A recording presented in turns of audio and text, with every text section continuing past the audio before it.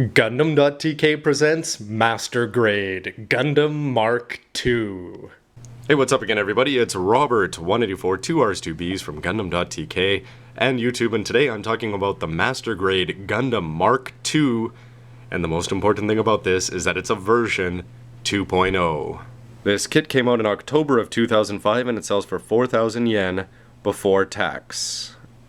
Universal Century fans, I don't think, need any explanation on just why the Mk-II is so important, but for newer fans who have come in from Seed or 00, things like that, the Gundam Mk-II, I don't know if this is the best analogy, but think of it as Star Trek The Next Generation, and this is the Enterprise D. Yeah, they go back and they fill in B and C and stuff like that after the fact, but the point is, when Zeta Gundam, the anime, came out, the Mk-II was the only Gundam anybody had ever seen beside the original RX-178-2. And though it was replaced by the Zeta Gundam, the fact that this was running around for the first 6 months, and Zeta Gundam is and remains just so popular. It's the most popular Gundam series by far if you talk to anybody in Japan. The Mk-II certainly plays an integral role, continued on through Zeta and everything else like that, and that's why this getting a version 2.0 almost seems like a no-brainer from Bandai's perspective. Sadly, my nice box that I bought many years ago has disappeared, and so let me show it to you in a completely different place.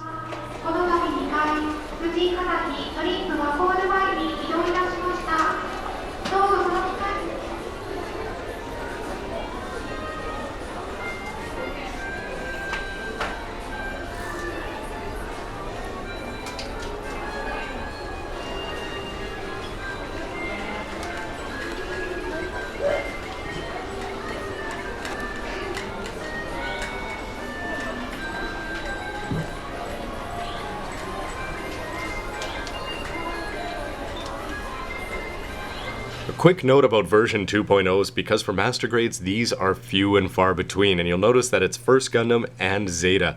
And the reason why Zeta had these is because during the mid-2000s, a bunch of movies, well, 3 of them, were coming out, and what they did is they compiled all the Zeta Gundam anime into 3 parts, and they added a whole bunch of new footage. And they were just a massive hit in the theaters. They hit #1.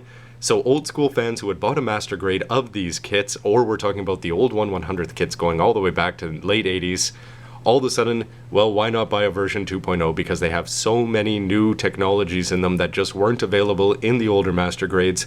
And the fact is, these kits are gonna sell. You put out a new one every 5-10 years, and people are gonna drop 4,000 or 5,000 yen without blinking. My advice always for version 2.0s is, yeah, you can always wait for one, but I really don't see that many kits getting that kind of treatment, especially with their move towards more things like real grades. The manual looks quite a bit different from a regular Master Grade manual, and for me that's a good thing. This cover art I think is just fantastic. The way the title's written up there, and yes, there it is written down there one more time. Crack it open and you're going to get some information on the Gundam Mk-II, and you can see that inner frame, not complete, there's all sorts of little white trim all over, but at the end of the day that's still a very impressive inner frame for a very impressive Gundam. Here's the fictional parts and the plates, A to F listed there, and as you go through you're going to go up to I, J, K, very small plates for some of them, and then the L plate is actually going to give you that base that you may have seen on the box, where you've got this half base. It's not as big as the L Strike or the Zeta Mk-II, and everything else that you need is on there. The other things you're going to be getting are the foil seals, marking seals, Gundam decals, mesh pipe, and wire. Here's some leftover mesh pipe that I've got, and this is used on the legs and in the shoulders, and I think it's a fantastic addition to the looks of the Gundam. It stretches ever so slightly, but it's not quite elastic, and the wire is used to take the crew who are working in space on the Argama, and then you can just have them sort of floating up, working around the elevators, getting the Mk-II ready to go to war. After the directions there, you're moving into the new standard manuals, which I always like. You get some line art, you get some story, and then you get the chest. It shows this and it shows the plates that you need, and you can't make mistakes when they give you a manual that's this good. Very easy to follow. Now, something that I'm a huge fan of is right here on the inside, it's going to show the evolution of the Gundam Mk-II, and we're talking about the 1/144th, 1985. Then the 1/100th, that came out in May, that came out in April. Back in the day, Zeta actually had 2/20th scale. That didn't last outside of Gundam, and even the speed grades were slightly different. Those didn't last very long either. Before high-grade Universal Century came out, and even before the high-grade 1/100th wing kits and things like that, there was very few Gundams, but they came out in high-grade 1/144th, and we're talking the Mk-II, the Zeta, the Double Zeta, and the original. And then after that, 1998, big news for Gundam fans because the Mk-II came out in master grade form. And look at that old small box, it's about half the size of the regular one. Following up in 2001, if you're going to make the Mark a perfect grade, you might as well make it out of this one, so you have a very impressive looking inner frame. This master grade one looks very similar when you actually see them side by side. And don't forget that the Mk-II has repaint possibilities, which makes all of these kits that much more profitable. High grade Universal Sentry, you've got a regular one with the super pack on there and the flying armor for re-entry, looking really sharp. You get a size comparison up there. But then it's time to see what this new one can do, and when you look at the posing and the lining, it's a very subtle mix here of just the right amount of lining. I think they nailed it.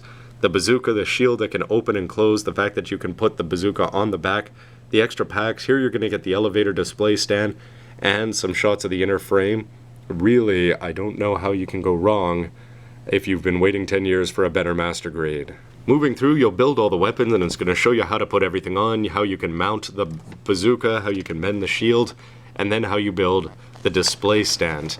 And once it's done, you can put the Mk-II standing on there. It's got a little elevator so that crew can go up there, and they can also float up, which you'd use the wires for. And when you look here, you can see that this is going to have another waist gimmick, and I hope it works better than the Destinies. But look at that pose. That's something in old master grade you couldn't even dream of. Unfortunate that the decals are only here in black and white. You are going to get a couple different kinds. You can put them on if you choose to. I went with the minimalist approach, and on the back you have a gorgeously painted one with some nice gradation on there, something that I am probably 100 years away from being able to do. Here's the colors that you're going to need, but I can't stress this enough. You've got the back view here, but if you take a look over here, this is the 1-point step.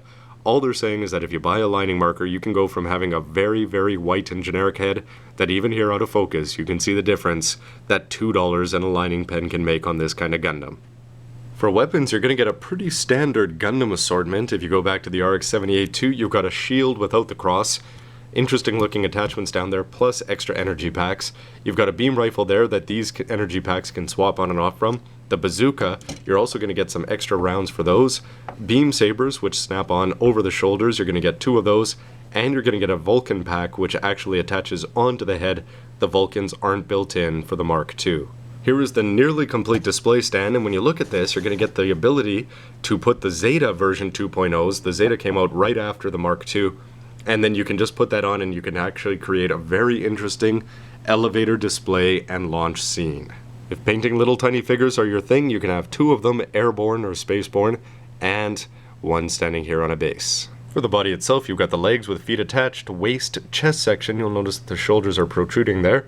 Separate shoulders and the arms, the head, and a pretty small looking backpack that nonetheless looks really good once it's put on. That'll wrap up my intro here to the Gundam Mk-II version 2.0.